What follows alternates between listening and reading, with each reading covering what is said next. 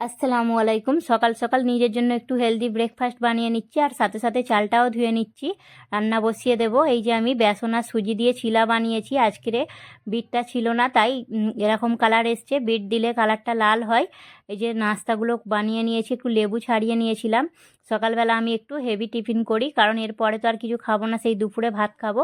আর যে বোতলটা হাজব্যান্ড পাঠিয়েছিল, বোতলটা কিন্তু খুব ভালো, আমার ফুল ব্লগে দেখতে পারো।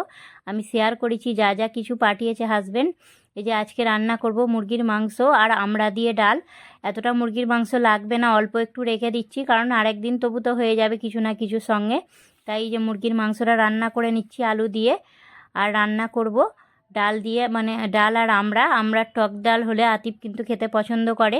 আর কিছু কাপড়ও বার হয়েছিল রান্না করতে করতে, ওইগুলোকেও ধুয়ে নিয়েছিলাম রান্নাটা বসিয়ে দিয়ে। মুরগির মাংস আলুর রেসিপিটা আমি কিন্তু অনেকবার দিয়েছি। আর ডালটা একটু বাগার দিয়ে নিচ্ছি শুকনো লঙ্কা আর রসুন দিয়ে। দেখা হবে পরের ভিডিওতে, ততক্ষণ পর্যন্ত সবাই ভালো থাকবে। আল্লাহ হাফেজ।